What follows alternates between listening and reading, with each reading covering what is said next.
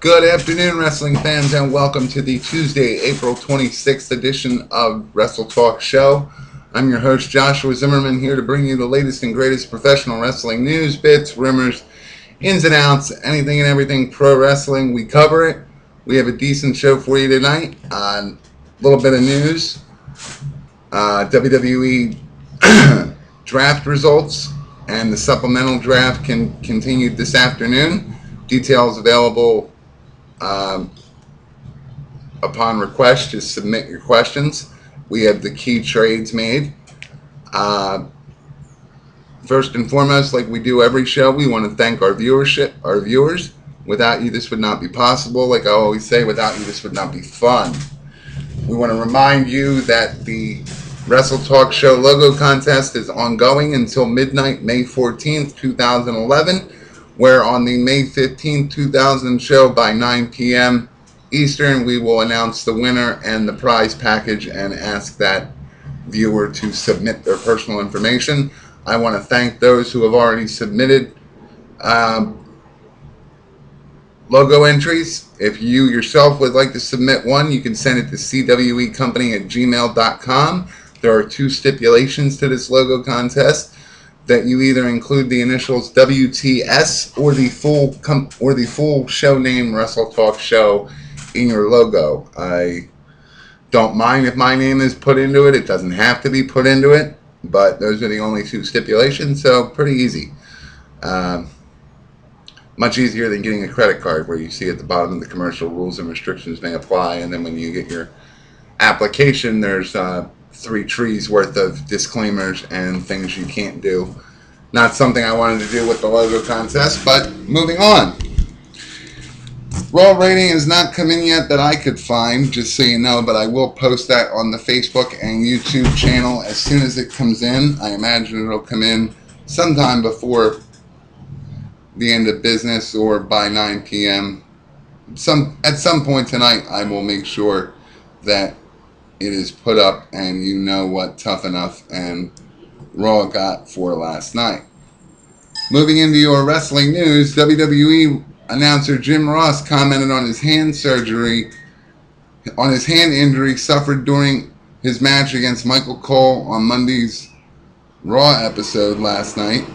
Quote, this was on his Twitter page, quote, hands throbbing, x-rays on Tuesdays, Cole's tooth went to the bone on my fist, not an artistic masterpiece, dropping bombs, leather straps, son, ugh, end quote.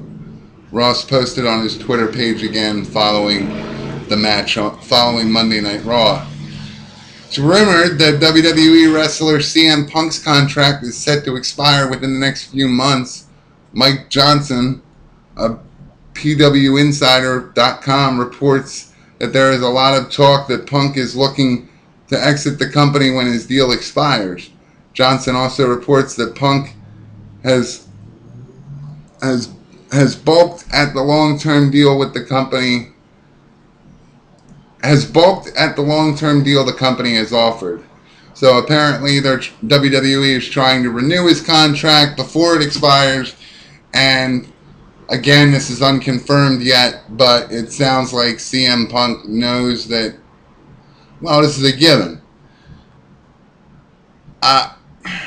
It sounds like Punk knows he's worth more than what WWE wants to offer, and WWE will either play cat and mouse or they'll lose CM Punk if any of this develops. But like I said, I'll get confirmation on that as the story progresses.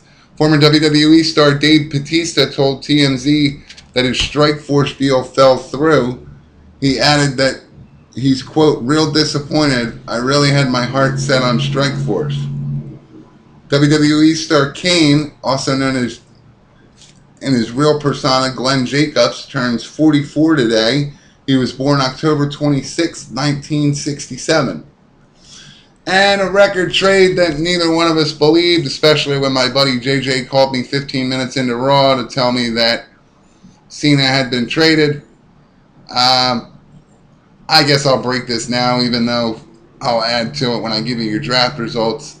Cena is not traded to SmackDown. He was traded in the beginning of the show and was officially a member of the SmackDown team for an hour and 45 minutes before being retraded back to Raw. And when my buddy called me on this, I said, really? He was saying things prematurely like, oh, we're going to have to change the day we watch wrestling and get together. And we get together like once a week religiously and talk wrestling and hang out. And he was all convinced that he'd be trading his Monday nights for Friday nights. And I kind of figured that it wouldn't happen. Cena is Raw. You get rid of Cena, there isn't much. I mean, Randy Orton and Triple H could do it, and The Undertaker could do it, but Cena right now, I think it arguably drives Raw and is a solidified member of that brand.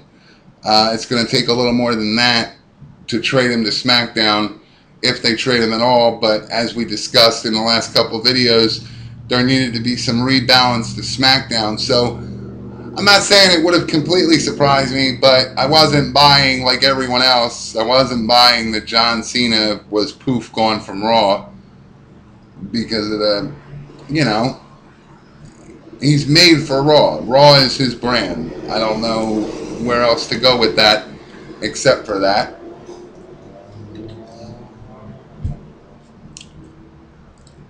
Moving on. Here is your WWE Draft Results, and as I commented, I'll be making the correction to the Cena thing as I go along, but here we go. Mark Henry makes his heel turn Monday night, slamming John Cena and Christian before walking out on his team during Monday Night Raw's 6-man tag match. And as it follows, and I'll give, like I said, I'll give the correction in a minute. The Raw brand got John Cena, Alberto Del Rio, Rey Mysterio, and The Big Show. SmackDown gets Randy Orton. Well, there's no correction needed. SmackDown gets Randy Orton, Mark Henry, and Sin Cara. Just my outlook on this. I think Ray's been on SmackDown too long, so it's a nice shuffle. Sin Cara, let's see what he can do for SmackDown. And I'm really concerned with the rest of them because Sin Cara is well known in Mexico for his style of wrestling, but as many wrestlers will tell you, your style gets broken when you enter the WWE because it's a well-oiled machine and they have a style, and you can either work that style the way they want you to work. It doesn't necessarily guarantee success, which I think a lot of wrestlers suffer because WWE wants it one way and the wrestler knows how to wrestle another. And I think this will be proven, or it could be proven, as you see how Sin Cara progresses, because again, there's a WWE style and then there's the style that Sin Cara is used to, and it's argued that Rey Mysterio was chopped down in the same manner because he burst on the scene in ECW with all his high-flying spots and now is kind of a kid favorite. I mean, he gets pops for the 619 and whatnot, but I think a lot of good wrestlers are hindered by this style, this technique that WWE wants it to be universal for all wrestlers, and I think it's kind of naive and an unfair shot, if you ask me. Like, don't get me wrong, the goal when you start out in the independents is to get to one of the top two, or a promotion that you're getting paid well and there's steady work. I shouldn't say top two, just paid well after you pay your dues, of course, and there's steady work. I think any wrestler would jump for that. Kind of like I'll call it the TNA boom, where you've got wrestlers making 6 figures, but the travel schedule isn't anywhere near what WWE requires, and it still allows them to make the money they're used to making. And granted, it's kind of a contradiction because you see the quality of TNA and ask yourself why every week. But to just conclude on this, I'm really concerned for Sin Cara, And I've got to say, I've been concerned for wrestlers that come in and out when it's just WWE wants you to be one way, and I think it's to go back on the unfair shot of it. If you're getting pops for the way you wrestle now, and Sin Cara has this style that's gotten him the success that got WWE's attention, my argument would be, and I know maybe I'm answering I know I'm answering my own question, but if you recruited him because of what you saw in Mexico, despite the universal build that you want throughout your company, if you recruited him for what he could do, why change that? The guy knows what he can do. It's argued that he should learn some English to cut promos, and then there's others that argue that because his mask is a full face mask, the character intentionally is unspoken by choice, and that there could be an interesting build. It's yet to be seen, but there could be an interesting build that Sin Cara doesn't talk at all, and I guess you could hype him like that. It would be different from all the talking that we usually hear and see. I don't know. I guess that's the question of the night. Do you think Sin Cara should be forced to learn English, or do you think it would be interesting to have a wrestler who, as a fan of another podcast commented, have his actions do his talking for him, which you haven't seen in a while? I mean, it's always been promo build promo match, so to speak. I know there's a couple other things I'm leaving out. There's more to it than that, but the straight cut approach, build promo match, and I don't know about you, but I think it would be interesting to see if it could be done. What kind of success? It's something different at this point. I think WWE should branch out and try some different things.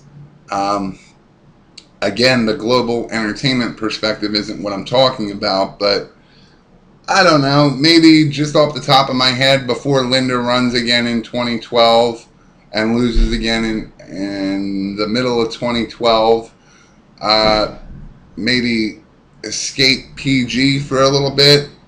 Maybe go PG-14, TVMA like they used to be and had no problem with. But again, sponsors would probably pull. But there's my argument too. A lot of people say WWE stays PG because of its partnerships and its advertisers and whatnot. But I don't think that's entirely true, because it would just demand a different type of advertiser. Someone who doesn't mind being advertised. Because the whole point of advertisement, I mean, outside of being family-friendly companies like Mattel and Kmart are,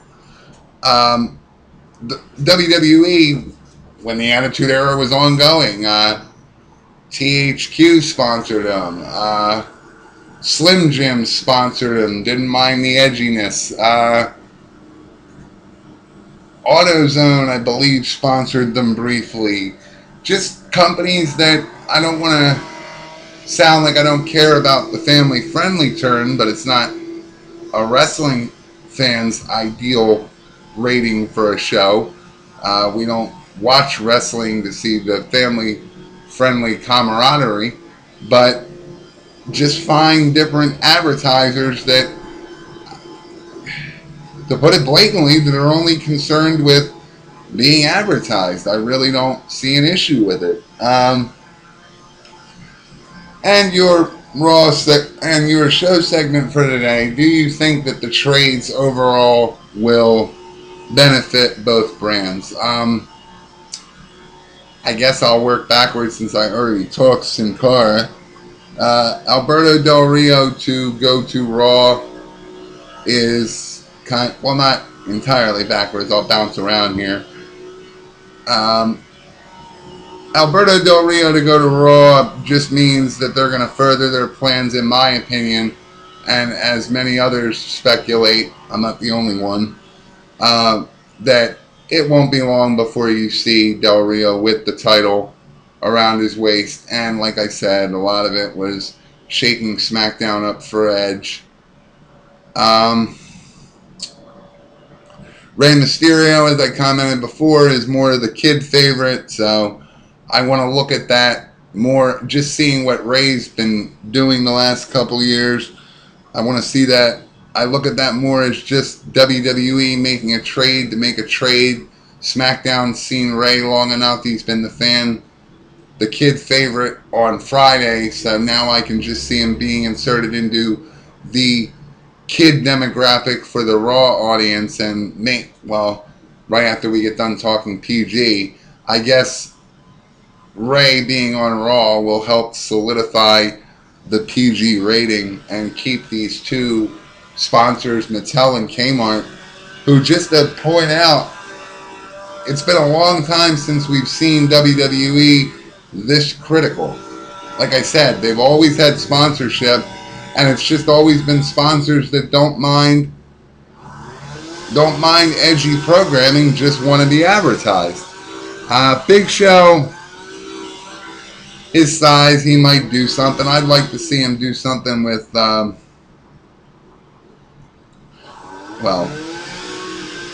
we'll see. I mean, maybe Big Show and Del Rio, kind of give Del Rio, just a theory again, kind of give Del Rio a push by like taking out the Andre the Giant of his time, so to speak. Bad analogy. Whatever. Mark Henry's been a jobber forever, so we can look forward to him jobbing. Well, after the heel turn, let's see how long he plays the heel turn out. But just look forward to him jobbing on SmackDown, as he has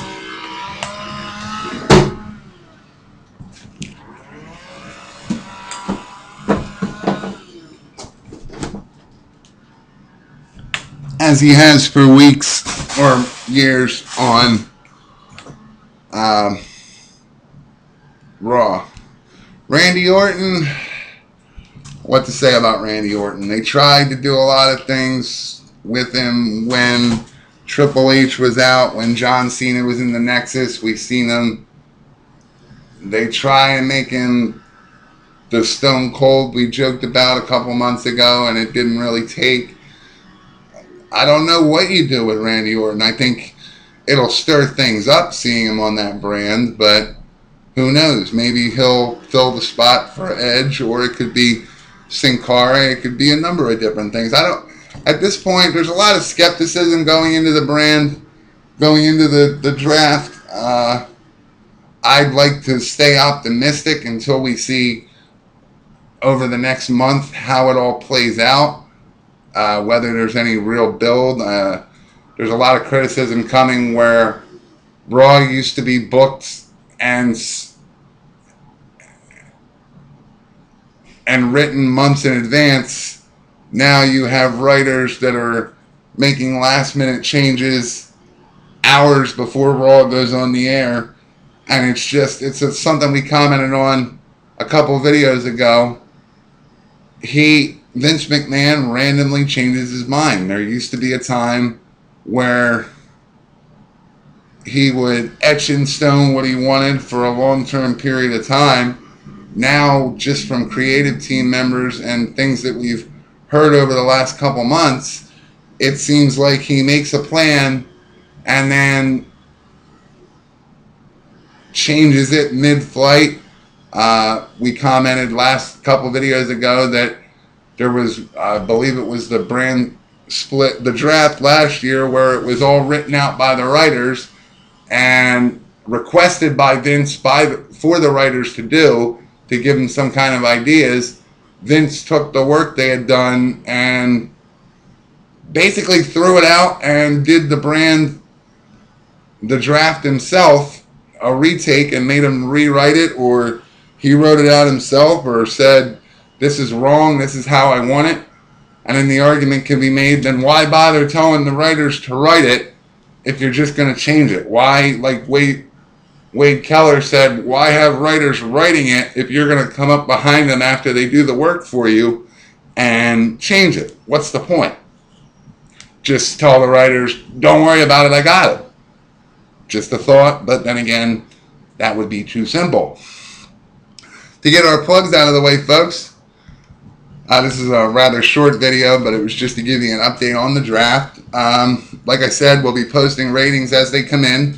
As of 10 minutes before this recording, they were not in as of 3:45 this afternoon, Eastern Standard Time, or as far as I could tell. Tonight, 9 p.m. Eastern, 9 to midnight, or 9 to whenever, usually. The live show is a little bit different. SmartWrestlingFan.com. Joe Negron, Dishban, and a rotating variety of guest hosts bring you SmartWrestlingFan.com, the 3-hour wrestling review show covering the week in pro wrestling. You can catch them every Tuesday night, 9 p.m. Eastern, 6 Pacific. Right now, SWF has on their site the very first 200 episodes of the show are available for listening. Visit smartwrestlingfan.com, and towards the bottom of the page, right above the contributors to the show, is the link so you can listen to that. Like I said in my last installment, they're a great show. I encourage you to listen to the live stuff, because after Negron edits it, you usually don't hear most of what happens. Usually, not all the time. They come out the gate prepared most of the time, but it's kind of fun because for the first hour, they're in the Stickam audience and live, but they're not recording yet, and they're working out to find the smaller details of their show. So the first half hour, 45 minutes, is usually just you get to see the show being built, which is something I always liked about all of them. PWTorch.com is a little more professional. They have a podcast, a live cast, Monday through Friday. Monday nights, it's on the hour before Tough Enough, and Tuesday through Friday, 5:30 to 6:30 Eastern Standard Time. Visit PWTorch.com. Visit Jason Powell and our friends at ProWrestling.net. You can visit this video and every other video on our official YouTube channel at youtube.com/CWE Company. Send show-related emails, columnist requests. We're still looking for contributors to the show to make it a bigger production. Send anything and everything wrestling-related, comments, concerns, to cwecompany@gmail.com. Also on our YouTube channel, remember to like, subscribe, and you can comment on any video that you watch. There's over 100 archived installments of the show. The last couple months have longer shows as we've gotten away from the YouTube format and upload from a different webcam software, which allows us for better editing and longer shows. There's basically no limit to what we can do, and an upload. A direct recording on YouTube has a 15-minute limit, but there is no limit to an upload that's recorded from something else. So just as you already knew, but visit our show website at WrestleTalkShow.webs.com. There you can visit the forums, answer a question already posed, submit your own question, interact with the forum family. Click support the show, donate as little or as much as you can via the PayPal link. If you can't donate during financial hardship, we completely understand. The whole world's going through it right now. And like I always say, the next best thing to donating money is to referring people to the cause. If you like what you hear, if you like the fact that this isn't I don't want to say it's not professional, but it's basically whatever the wrestling fan wants to say or have announced, I'll collaborate that in any show. So never hesitate to contact us, friend us on Facebook and Twitter, both at CWE Company. And like I said, until later tonight when I post the Raw ratings, guys, we hope you had a great weekend. We hope you had a great Easter. Any contributions to the supplemental draft, I welcome. Send them to the email, and we can do another installment on the supplemental tomorrow. Keep an eye on the Facebook page for this video and the updated Tough Enough and Raw ratings for last night. Again, guys, thank you. Have an excellent day. I'm Joshua Zimmerman, signing off.